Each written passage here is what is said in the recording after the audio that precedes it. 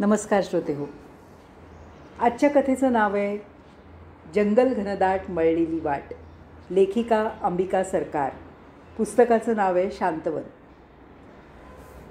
मी सुरू करते. कविता सकाळी धसक्यानंच जागी झाली. डोळे किळकिले करताना लख्ख पडलेला उजेड जाणवला आणि ती तटकन उठून बसली. 7:15 वाजले होते. बाथरूममधून बाहेर येऊन घाईनं स्वयंपाकघराकडे वळते तर अश्विन आणि आभा डायनिंग टेबलजवळ बसलेले आणि माई धडपडत त्यांना टोस्ट बनवून देते. मग कवितानं भराभरा अंडी फोडली, घुसळली आणि तिघांकरता एकच मोठं ऑमलेट बनवलं. त्याचे 2 भाग दोघा मुलांच्या प्लेटवर घालता घालता माईनं विचारलं, झाला ना उशीर उठायला? रात्रीचा सिनेमा बघायला कशाला जायचं? काय अडलं होतं त्या वाचून? तिच्या आवाजातला तीक्ष्णपणा कानामागे टाकत उत्तर न देता कवितानं भाजी फोडणीला टाकली. सुदैवानं पोळ्या करणाऱ्या बाई तेवढ्यात हजर झाल्याच. तिला तयारी करून दे. स्पोर्ट्स पेजवर डोळे खिळवून बसलेल्या अश्विनच्या हातातला पेपर काढून घेऊन त्याला बाथरूममध्ये धाड. आभासमोर ऑमलेट टोस्ट अजून लोळत पडलेलं पाहून तिला लवकर आटोपण्याबद्दल बजाव. दोघांचे दुधाचे ग्लास टेबलावर ठेव. स्वतःची आंघोळ, कपडे, तिघांचे डबे भरून घेणं. घड्याळाचा काटा भराभरा पुढे सरकत होता. ऑफिसात आल्यावर कविताचं मन कामावर एकाग्र झालं. आज 2-3 गोष्टी करायच्या होत्या. घरी कपडे शिवून तयार कपडे विक्रेत्यांना ते देणाऱ्या बायकांविषयी गोळा केलेल्या माहितीच्या आधारे एक चांगला लेख लिहायचा होता. 1 डिश मील या सदरासाठी सोप्या आणि कमी वेळात बनवता येणाऱ्या एका खाद्यप्रकाराची साप्ताहिकाच्या येत्या अंकासाठी निवड करायची होती. त्यासाठी शोभेची चित्र काढून घ्यायची होती. Women's role in happy marriages या मालिकेतला 3रा लेख तपासून तो छापण्यासाठी तयार करून घ्यायचा होता. गेली 3-4 वर्ष या स्त्रियांच्या साप्ताहिकात काम करून कविता कंटाळली होती. कपड्यांच्या आणि दागिन्यांच्या फॅशनची सदरं तिनं पहिल्यापासून कटाक्षानं टाळली होती. त्यात काही अडचणही आली नव्हती. ती सदरं हौसेनं चालवणाऱ्या, त्याकरता जास्तीत जास्त फोटो, चित्र जमवणाऱ्या साप्ताहिकात या सदराला जागा मिळावी म्हणून धडपडणाऱ्या तरुण मुली होत्याच. त्या कविताकडे ती घटस्फोटिता म्हणून थोड्या कुतूहलानं, थोड्या कणवेनं पाहत. त्यांच्यापैकी कुणालाच कवितानं फार जवळ येऊ दिलं नव्हतं. स्वयंपाकाशी किंवा खाण्यापलीकडे पाककृतींशी त्यांचा कुणाचाच काही संबंध न आल्यानं पाककृतींचं सदर मात्र कविता टाळू शकली नव्हती. पण त्यातल्या त्यात वेळ काढू लंब्या चवड्या पाकक्रियांना फाटा देणारं 1 पदार्थ 1 जेवण असं सदर चालवून तशा 5-6 पदार्थांच्या कृती तिनं प्रसिद्ध केल्या होत्या. असं जेवण बनवण्यानं काही बायकांची तरी गॅसपासून थोडा वेळ सुटका होत असेल या विश्वासानं हे सदर आणखी थोडे दिवस चालवायला कविताची दान होती. या सदराच्या वेगळेपणाला पावती देणारी 8-10 पत्रंही आली होती. रोमॅन्टिकपणाचा आवाडत लैंगिकतेकडे झुकणाऱ्या वैवाहिक सुखात स्त्रीची भूमिका या सदरापेक्षा 1 पदार्थ 1 जेवण हे सदर कविताला कमी त्रासदायक वाटत होतं.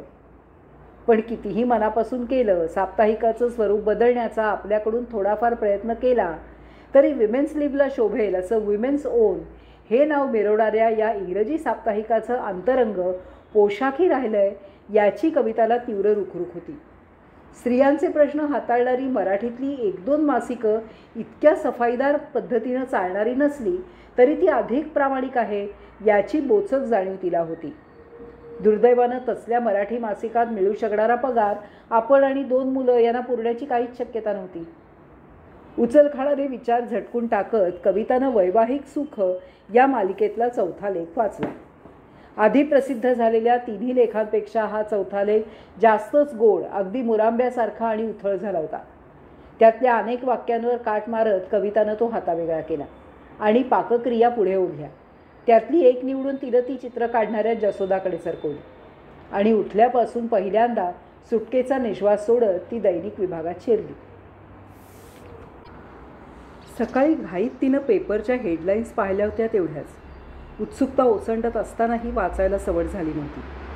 गेले 3 दिवस दैनिक विभागातलं वातावरण पूर्ण ढवळून गेलेलं होतं. रशियात बंडाळी. 8 जणांच्या समितीनं गोर्बचेव यांना प्रकृतीच्या पूर्णतः अविश्वसनीय कारणांसाठी दूर करून स्वतःच्या हाती कारभार घेतला. ही पहिली बातमी. मॉस्कोमध्ये येल्त्सिन यांनी या अष्टकडीला केलेला प्रखर विरोध.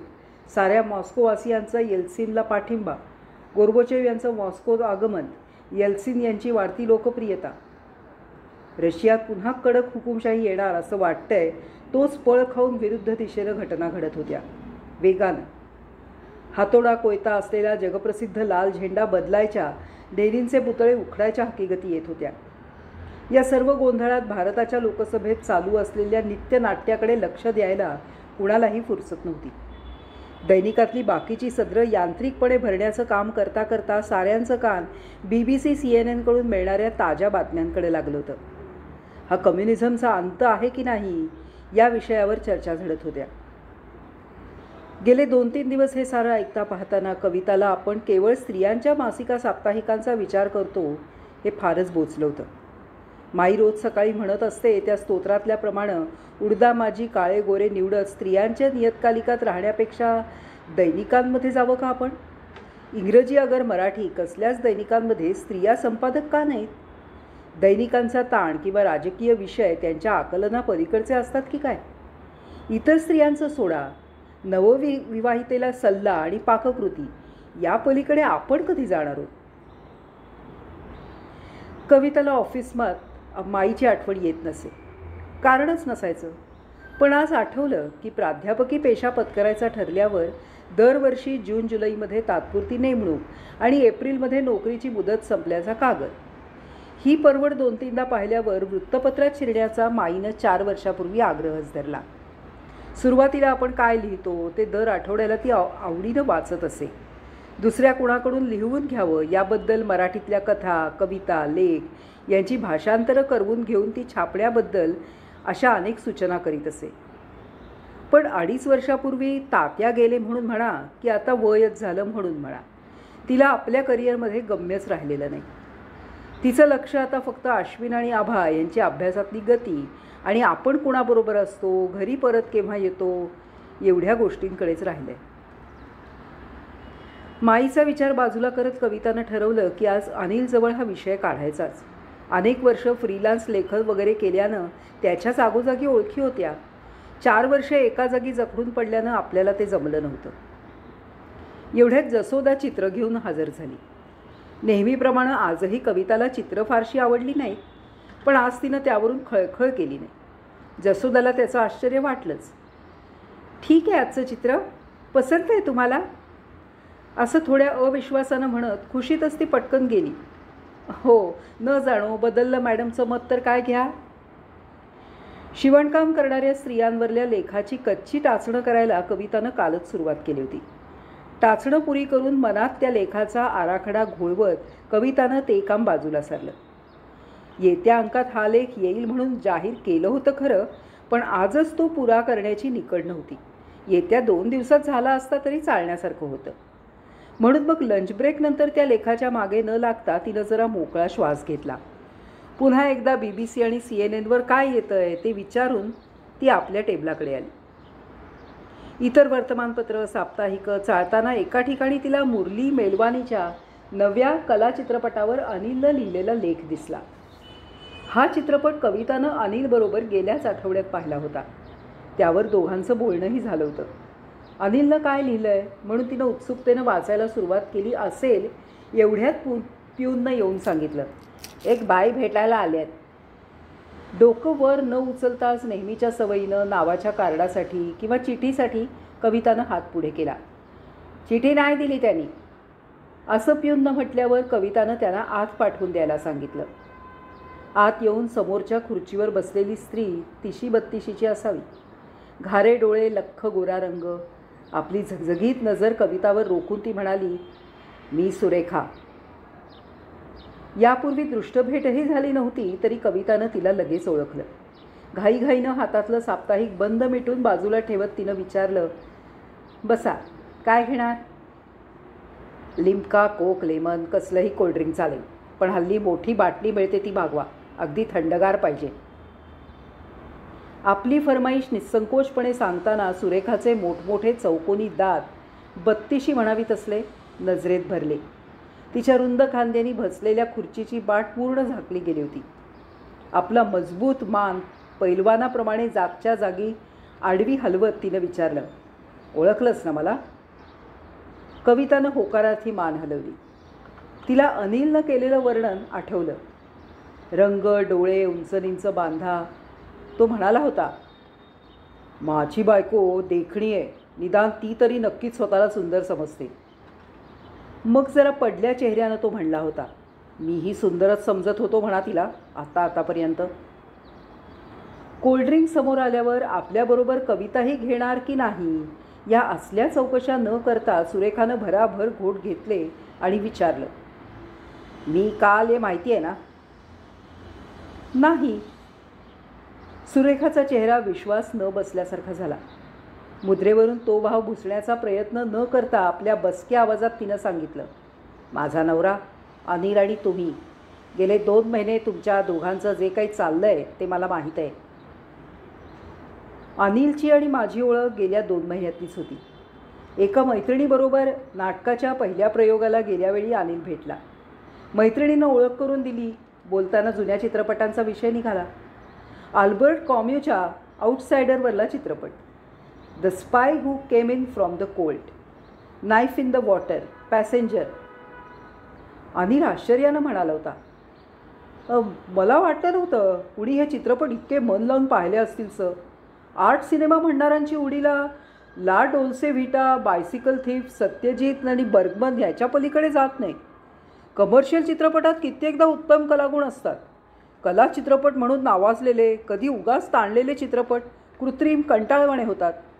बारीक विचार करतो कोण?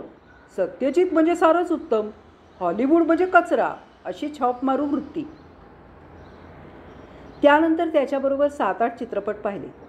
वर्षानुवर्ष चित्रपट मूळ पुस्तकापेक्षा खालच्या दर्जाचा असणार असं धरूनच चाललो होतो. ऑलिव्हियेच्या हॅल्मेट बॅकबेथपासून अनेक चित्रपटातल्या त्रुटी तेवढ्या काढल्या, इतरांशी बोलताना उगाळल्या. पण चित्रपट या माध्यमाचं वेगळेपण, त्याची शक्ती, निराळ्या शक्यता कधी ध्यानातच आल्या नव्हत्या. तुला किती समजतं गं? असं म्हणत म्हणत अनिलनं हे मोठं दालन उघडून दिलं. हे सर्व खरं होतं, पण तिचा नवरा अनिल आणि आपण यांच्यात या व्यतिरिक्त कालपर्यंत दुसरं काहीही घडलं नव्हतं. अर्थात या काळात आपण दोघं अनेकदा भेटलो हे खरंच. जरा वेळ काही न बोलता फक्त ऐकून बघावं असं कवितानं ठरवलं. त्याच्याशी घटस्फोट घ्यायचा माझा विचार पक्का ठरला आहे. परस्पर संमतीनं घटस्फोट ताबडतोब मिळू शकेल. गेलं वर्ष आम्ही दोघं एकत्र राहत नाही आहोत असं त्यासाठी दाखवावं लागेल. तसा जुजबी पुरावा निर्माण करणं अवघड नाही, ते करता येईल. कविताला वाटलं विचारावं का, की मग अडचण कसली आहे? आपले आणि अनिलचे संबंध आहेत असं सुरेखानं पक्क धरलं आहे, पण ते संबंध संपुष्टात यावेत, आपला नवरा आपल्याला परत मिळावा असा हिचा तर उद्देश मुळीच नाही आहे. मग पण अनिलला आडमुठेपणा केला, विरोध करायचं ठरवलं तर कोर्टात व्यभिचाराच्या कारणासाठी दावा दाखवावा लागेल आणि त्यात तुमचं नाव गोवायला लागेल. मला भाग पडेल तसं.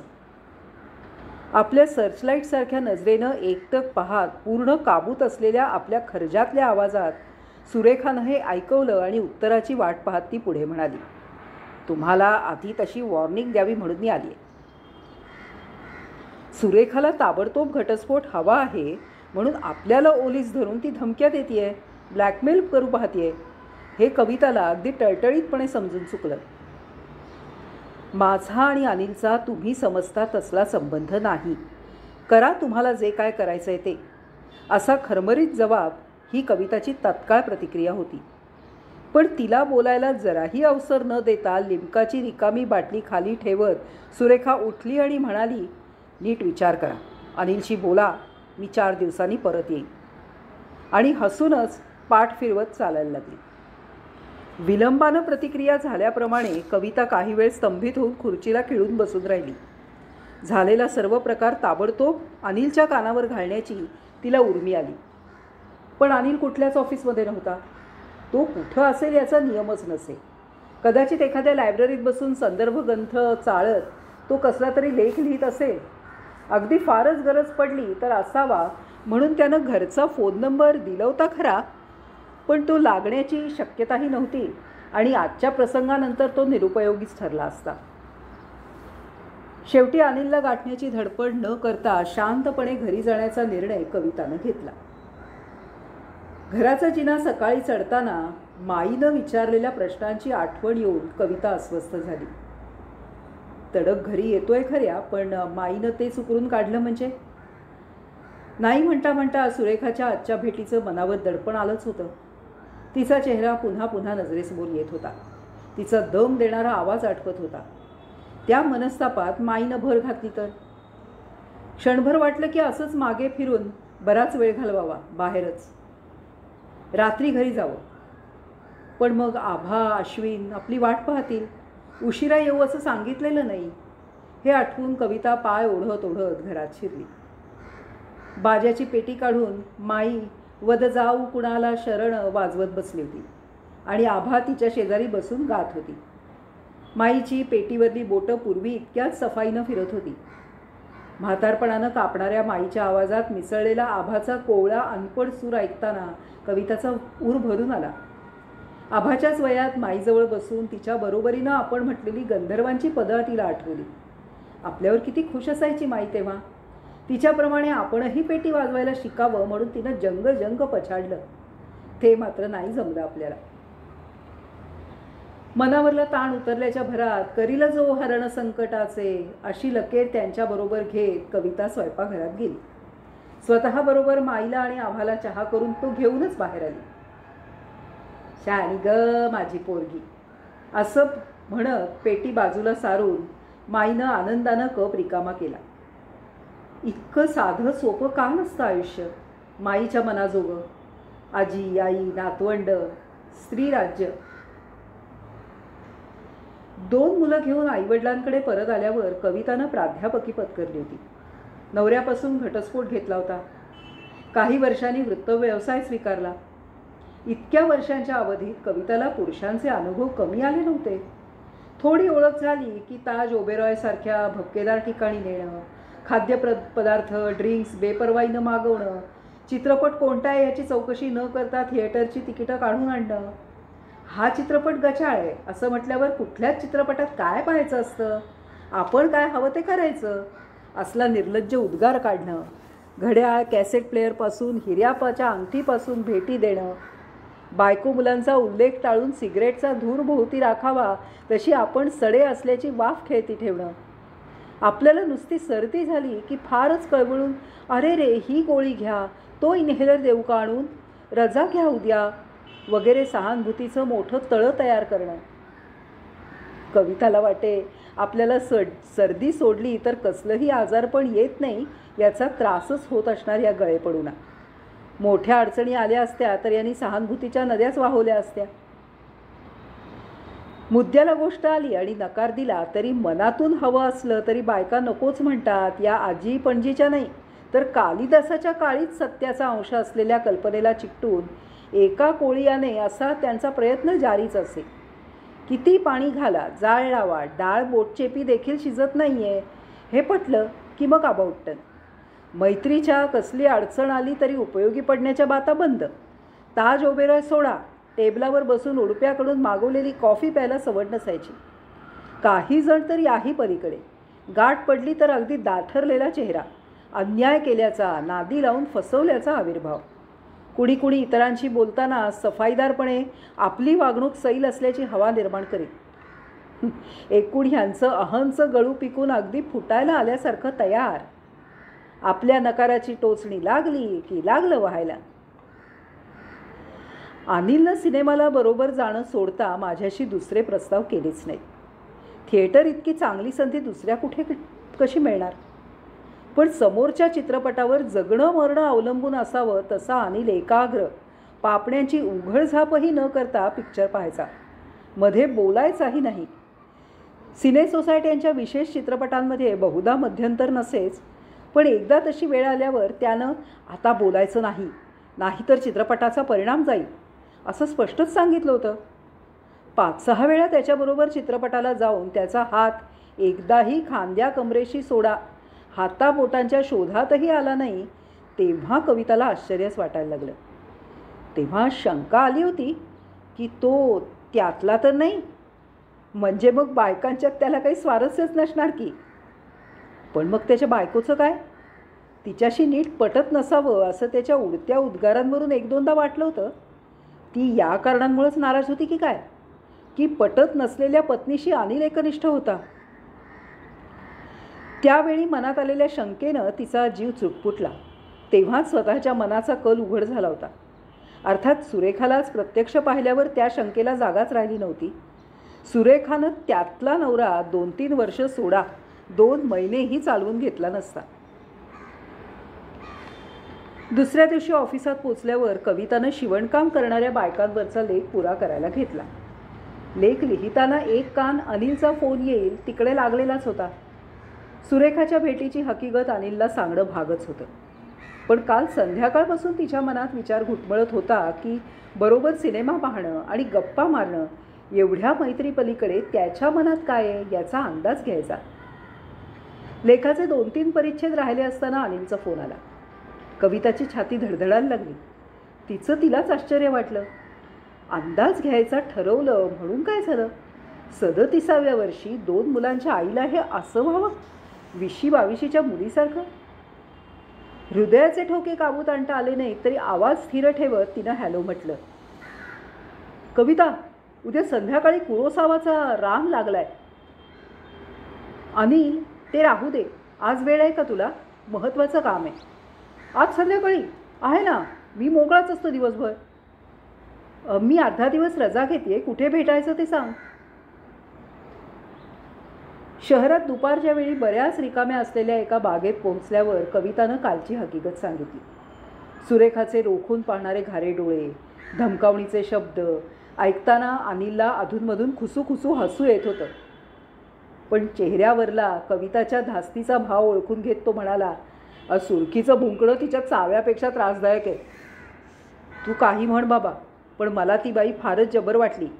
हो ग, तशी भक्कम आहेच ती. तिचा आत्मविश्वास दाडगा आहे. आपण फार सुंदर आहोत एखाद्या अप्सरेप्रमाणे. आपला मोह मी मी म्हणणाऱ्यांना आवरता येणं शक्य नाही अशी तिची खात्रीच आहे. मग किंचित पडल्या चेहऱ्यानं तोच पुढे म्हणाला, 4-5 वर्षांपूर्वी मला तिचं रूप आवडलं होतंच म्हणा.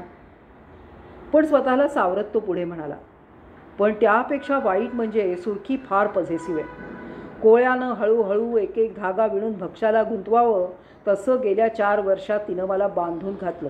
मी केव्हा उठावं, किती वाजता निजावं, काय खावं प्यावं, कुठे जावं, व्यायाम कुठला करावा, आठवड्यात किती जागरणं केलेली बरी, हे सारं माझ्या हितासाठी ती ठरवायला लागली. 10 ते 6ची ठराविक नोकरी मी न करणं हा तर आमच्या वादविवादाचा आणि तिच्या नाराजीचा कायमचा विषय होता. पण या एका बाबतीत मी दाद दिली नसली तरी इतर गोष्टी काय थोड्या असतात.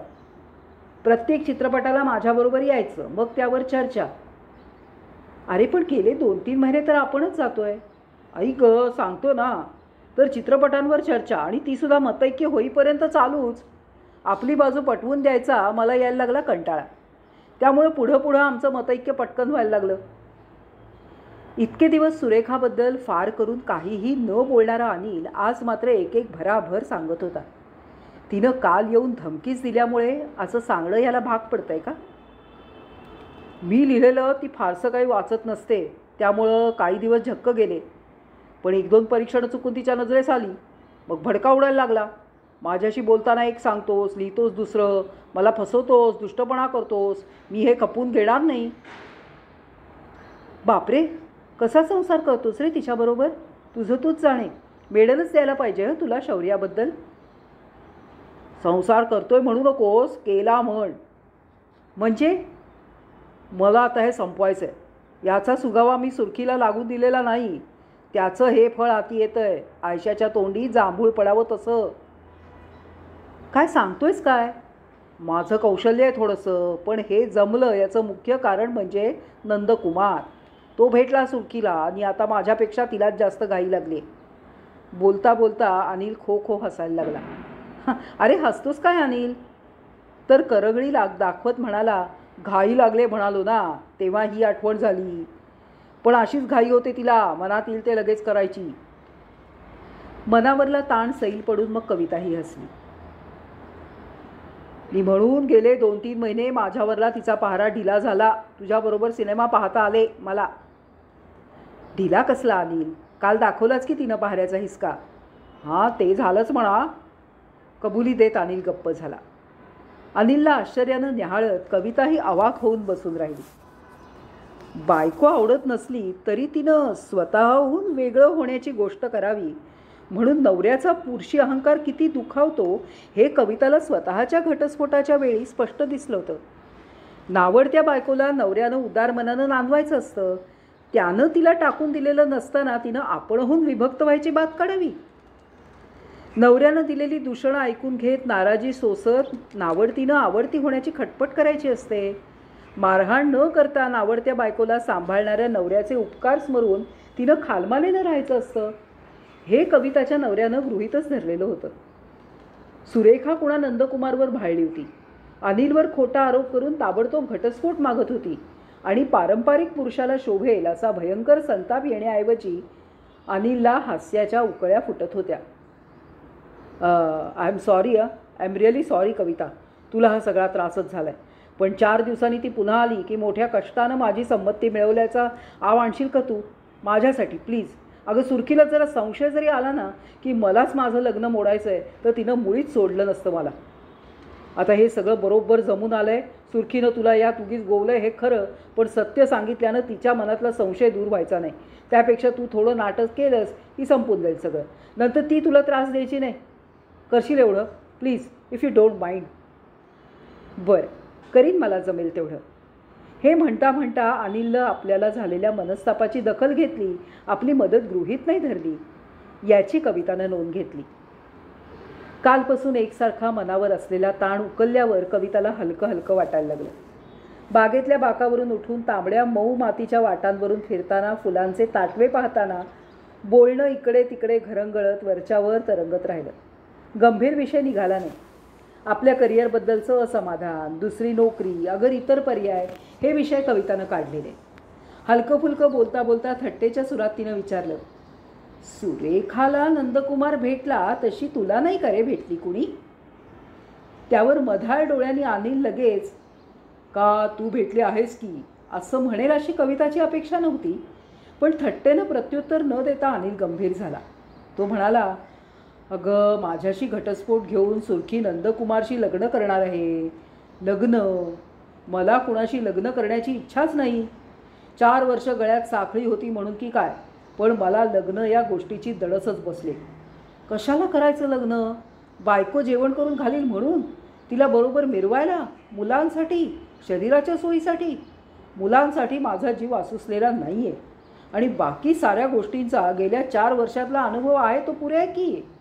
बरं माझा वैयक्तिक अनुभव अपवाद म्हणून मनावेगळा करावा तर इतर कुठं काय निराळं दिसतंय? एखादं जोडपं सुखात दिसलं तरी मला शंका येते की हे दात दाखवायचे की खायचे. जाऊ दे ग, लग्नाबद्दल बोलतच नाही. तू विचारतेस पोरी भेटत नाहीत का? अरे भेटतात की, बक्कळ भेटतात, कुणी मागे देखील लागतात, पण लग्न तर करायचं नाही. मग कुणाला नादी लाव, मग तिचा हिरमोड कर, नाहीतर कुणी नुसतीच मजा मारायला तयार असणारी शोध. असले उद्योग नकोत मला. मनापासून आवडेल आणि कायम सहवास हवासा वाटेल अशी मैत्रीण सखी मिळणार कुठे? नी लग्नाशिवाय कायम सहवासाची कल्पना तिला रुचणार कशी? असल्या गोष्टी पाश्चात्य साहित्यात वाचायला बऱ्या असतात ग. इथं कुणाला त्या रुचतील ही काही आशा नको. कान टवकारून कविता ऐकत राहिली. कविता संध्याकाळी अनिलबरोबर घरात शिरली. सुरेखानं घटस्फोट दिल्यापासून अनिल मोकळेपणानं घरी येऊ लागला होता. हॉलमधल्या नेहमीच्या खुर्चीत बसून त्यानं हातातलं पुस्तक उघडलं आणि वाचायला सुरुवात केली. इतक्यात त्याच भिंतीवरल्या आजोबांच्या तसबिरीकडे कविताचं लक्ष गेलं. फोटोला सुवासिक फुलांचा भरगच्च हार घातला होता. आज आजोबांचा मृत्यूदिन. आपण सकाळी ऑफिसला बाहेर पडल्यावर कुणाकडून तरी आणवून डगडगत खुर्चीवर चढून माईनं हा हार घातला असणार. माईचं आजोबांवरलं प्रेम आणि आदर कविताला पुन्हा एकदा जोरकसपणे जाणवलं. लाडक्या लेकीला बापाचं प्रेम असतं हे माईला होतंच, पण तिची आई तरुण वयात गेल्यानंतर त्या काळात 30-32च्या विधुरानं दुसरं लग्न करायची सर्रास प्रथा असूनही मुलानं सावत्र आई जाच करील या भीतीनं आजोबांनी तो विचार दूर सारला होता. 3ही मुलांचा आपणच मायेनं सांभाळ केला होता. या कृतज्ञतेचा एक पदर त्या प्रेमादरात होता. पण त्यांनी एक तडजोड केली. तिचा माईला अडसर आला नाही. मग तशी तडजोड. इतक्यात संध्याकाळच्या स्वयंपाकासाठी बाई आल्या. स्वयंपाकघरात जाऊन कवितानं त्यांना सामान काढून दिलं, कामाच्या सूचना दिल्या. मग आतल्या खोलीत नाकासमोर पुस्तक धरून बसलेल्या अश्विनची खबर घेतली. अश्विन 12 वर्षांचा मुलगा, पण लहान मुलांच्या मुद्दाम सोप्या केलेल्या आवृत्त्या मागे टाकून आता मूळ पुस्तकं आवडीनं वाचायला लागलो होता. टी व्हीच्या पडद्यासमोर ठाण बांधून न बसता डेव्हिड कॉपरफिल्ड एकाग्रपणे वाचत असल्याबद्दल अश्विनला शाबासकी द्यायचं तिच्या मनात आलं. इतक्यात तिला त्याच्या 6माही निकालाची आठवण झाली. आज आणखी काही विषयांचे निकाल आले होते. मॉरल सायन्स, इतिहास, भूगोल, हिंदी 42-45 असे मार्क सगळ्याच विषयात. काय रे, 45-50च्या वर मार्क मिळवायचे नाहीत असा निश्चय केलायस की काय तू? अभ्यास केला होता ग, पण मार्कच मिळत नाहीत मला. अश्विनच्या या सारवासारवीच्या उत्तरावर कवितानं प्रतिवाद केला नाही. तो घरी आल्या आल्या त्याचे मार्क विचारून माईनं त्याला झाडलं असणारच. पुन्हा तेच पालुपत भोळल्यानं काही सिद्ध होणार नव्हतं. शिवाय घोकंपट्टी करून 6वीला 6माहीमध्ये उत्तम मार्क मिळवण्यापेक्षा उत्तम पुस्तकं वाचायची सवय लागणं हे जास्त चांगलं होतं. आजी रागावली की नाही तुला अश्विन? मी लक्षच देत नाही आजीकडे. सहजगत्या उद्गार काढून अश्विन पुन्हा वाचनात गळून गेला. स्वतः चांगली चांगली पुस्तकं निवडून ती आपल्याकडून माईनं लहानपणी वाचून घेतली होती. इंग्रजी का होईना चांगली मूळ पुस्तकं स्वतःहून आवडीनं वाचणाऱ्या अश्विनचं तिला कौतुक का वाटत नाही? त्याचे केवळ 6माहीचे मार्कच तेवढे तिला का टोचतात? म्हातारपणामुळे अशा साध्या साध्या गोष्टीतही तिचा दृष्टिकोन आपसत चाललाय. आपली कोंडी कशी लक्षात येणार हिच्या? तेवढ्यात आभा धावत आली. आई दिसल्याबरोबर तिनं अंगावर घुसळण घेतली. घरी आल्यापासून तिनं काही खाल्लं नसणार, पण बडबड करायला सुरुवात. शाळेतल्या बाई, मैत्रिणी, येत्या रविवारचे बेत. मध्येच आईचं आपल्या बोलण्याकडे दुर्लक्ष झालेलं पाहून आभानं मोर्चा अनिलकडे वळवला. पुस्तकातलं डोकं वर न उचलता त्यानं 1-2दा हलवलेली मान कवितानं पाहिली. वयोमानानं माईला हल्ली लवकर जेवावं लागेल. तिच्याबरोबर दोन्ही मुलांना जेवायला बसवून ती बाहेर आली. अनिलला म्हणाली, कंटाळा असशील ना तू? इतका वेळ तुला एकट्याला बसवून ठेवलं मी. कंटाळू कुठे? मग आभाच्या वटवटीमुळे करमणूक झाली वाटतं तुझी. आभा ती कुठं होती? धन्य आहेस बाबा, आभा तुला हलवून हलवून कायचं विचारत होती. नाही बुवा, माझं लक्षच नव्हतं. इतकं चांगलं पुस्तक मिळालं हे पॉल म्युनीवरलं. हातातनं खाली ठेवत नाही आहे. पॉल म्युनीच्या अभिनय कौशल्यातील बारकाव्यांबद्दल अनिल उत्साहानं बोलू लागला. प्रयत्न करूनही कविताचं लक्ष लागेना. तिच्या डोक्यात अश्विनचं वाचन, मार्क, आभाची बडबड. अनिल समोर असल्यानं गप्प गप्प राहिलेल्या माईच्या मनातली खळबळ या सगळ्या गोष्टी भिरभिरत राहिल्या. 2 दिवसांनी कविता एकटी आलेली पाहून माईनं विषयाला तोंड फोडलं. अनिल नाही का आला आज, की नंतर यायचा आहे? आज तो नाही येणार आहे, वेळ नाही आहे त्याला. ते बरं झालं. अश्विन आभाई अजून आले नाही आहेत. कविता जरा बसतेस का इथं माझ्याजवळ? मला बोलायचं आहे तुझ्याशी.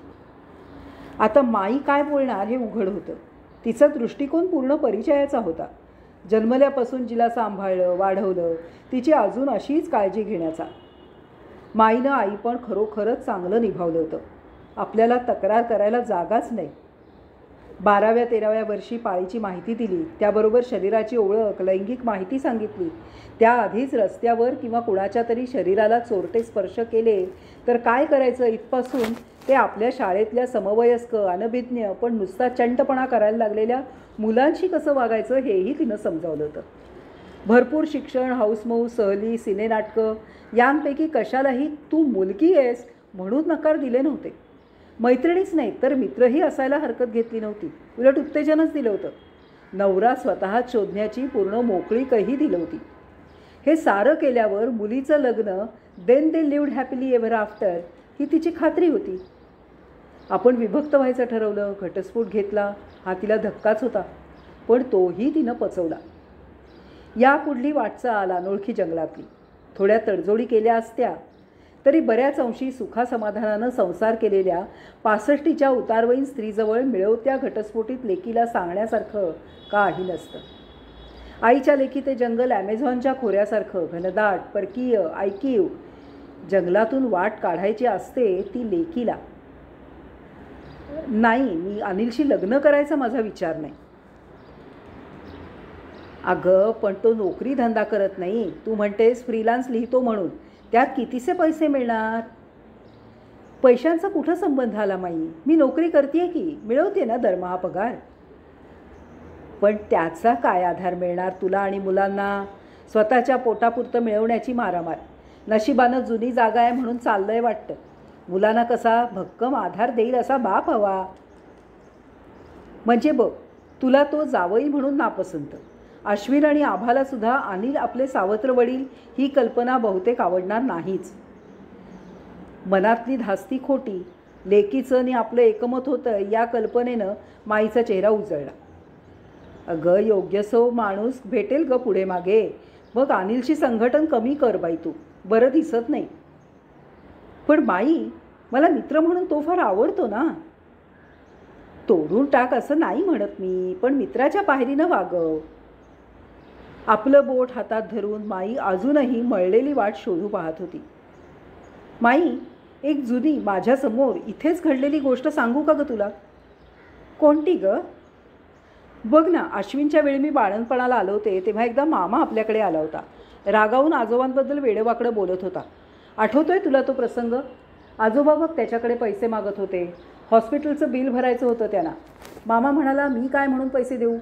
मग तू मामाची समजूत घालून सांगत होतीस की अरे ते 32 वर्षाचे असताना आई गेली, त्यांनी आपल्याला सावत्र आई आणली असती आणि ती आजारी असती तर नसते का पैसे खर्च करावे लागले. शिवाय त्या काळाच्या रीतीप्रमाणे ती वयानं त्यांच्यापेक्षा बरीच लहान असती, म्हणजे शेवटपर्यंत तिची देखभाल करणं भागच होतं आपल्याला. मामा काहीच बोलेना. तर तू विचारलं होतंस, तुला जड वाटत असलं तर तात्यांकडे मागू का पैसे, देतील ते. तेव्हा तो कबूल झाला. कविता, आपलं बोलणं काय चाललं होतं? त्यात ही आजोबांची आणि मामाची कथा कुठून आली आहे? मामा कशाबद्दल बोलत होता ते मी नंतर विचारलं तर म्हणालीस, खोटं सांगण्याची आपली रीत नाही आणि तू आता लहानही नाहीस. खरं सांगतेय, पण या गोष्टीचा पुन्हा कधीही उल्लेख करू नकोस. मला सांगितलंस की आजोबांनी दुसरं लग्न केलं नाही, पण एक बाई ठेवली, ती हॉस्पिटलमध्ये आहे, तिच्यासाठी पैसे हवेत. प्रसंग माईला लख्ख आठवत होता हे स्पष्टच होतं, पण ही याद देण्यातलं प्रयोजन अजून तिला समजलं नव्हतं. तिला थोडा वेळ देण्याच्या उद्देशानं कविता म्हणाली, माई, अगं आल्या आल्या मला इथं बसवून तू हे लग्नाबिग्नाचं बोलणं काढलं, चहासुद्धा घेतला नाहीस. मीही नाही घेतला. तू घेशील ना माझ्याबरोबर? करून आणते. 5 मिनिटांनी तिनं पुढं ठेवलेला चहाचा कप बाजूला सारत माई म्हणाली, काय सांगतेस काय तू? अनिलशी लग्न करायचं नाही आहे? मग काय त्याची रखेली म्हणून राहणार आहेस? सुस्कारा टाकत कविता खाली बसली. चहाचा घोट घेत म्हणाली, हा शब्द कशाला वापरतेस माई? मी भरपूर पगार मिळवते. अवलंबून आहे का मी कुणावर? माझी मी स्वतंत्र आहे. मग काय तू त्याला ठेवतेस म्हणू? चूप ग माई, त्याचा तोही स्वतंत्र आहे. माईला गरगरल्यासारखं झालं. काय बोलावं तिला सुचेना. दोन्ही हातांवर माथं टेकवत ती म्हणाली, मला हे मुळीच ठीक दिसत नाही. असंच आहे तर लग्न कर की तू त्याच्याशी. माझ्या पसंती नापसंतीचं काय मोठं? शेवटी हे इथे येणार होतंच. लग्नाचा प्रस्ताव टाळणं कठीणच होतं. पण आता लग्नाबद्दल केवळ अनिलची अनिच्छा एवढंच कारण उरलं नव्हतं. कवितालाही वाटायला लागलं होतं की चाललंय हे काय वाईट आहे. अश्विन आणि आभाकडे अनिलचं लक्ष नसतं. मुळातच त्याला मुलांमध्ये रस नाही. त्यातून इतक्या वाढलेल्या मुलांबद्दल पित्याची भावना एकदम निर्माण होणं अवघडच आहे. लग्नच केलं तर बापपणा उगीच त्याच्या गळ्यात पडणार. शिवाय आम्हाला मालकी हक्काची बाधा होण्याची धास्ती कुणी सांगितलंय? आणि पुढं काही वर्षांनी तसं नाही होणार म्हणा, पण समजा पटेनासं झालंच, शक्यता तर असतेच ना. समजा पटेनासं झालंच तर घटस्फोटाकरता अडवणूक, धमक्या हे असले प्रसंग नको. ती खिटखिटच नाही. नाही ग बाई, आमच्या दोघांच्याही मनात नाही लग्नाचं. म्हणजे काय करायचंय ते तुम्ही आधीच ठरवलंय ना. आयुष्याच्या शेवटी उघड्या डोळ्यांनी मला हा अनाचार सोसावा लागणार आहे. अगं पण आजोबांनी. चूप, नाव घेऊ नकोस तू त्यांचं. त्यांची बरोबरी करायला पाहतेस की काय? उगीच सांगितलं तुला. पण काय फरक आहे दोघांमध्ये? त्या काळच्या रीती त्या काळाबरोबर गेल्या. बरं माई, मग तुला मी इथं राहायला नको आहे का? मी जाऊ अनिलकडे मुलांना घेऊन. केवळ नाईलाजानं कवितानं हे शब्द उच्चारले मनात, फक्त प्रार्थना करत, देवा, रागाच्या भरात हिनं जा म्हणू नये. तात्या गेलेले, माई 65 वर्षांची, एकटी. तिला आपली चिंता पडली असली तरी खरं तर आता परिस्थिती उलटीच आहे. खरा तर आपलाच आधार आहे तिला, तो तिनं झिडकारू नये. माझे आई, तू काही ऐकणार नाही. स्पष्टच दिसतंय मला. लग्न कर नाहीतर करू नकोस. निदान केलं नाही असा डांगोरा तरी पिटू नका. तेवढी तरी मेहरबानी करा माझ्यावर. बोलताना माईचे हात थरथरत होते. तिच्या पाठीवर आश्वासक हात ठेवत कवितानं सुटकेचा सुस्कारा सोडला. धन्यवाद. श्रोते हो, कशी वाटली ही कथा तुम्हाला? हा चॅनल सबस्क्राईब करा आणि कथा कशी वाटली याबद्दलच्या प्रतिक्रिया कमेंट्सद्वारे नक्की कळवा. धन्यवाद.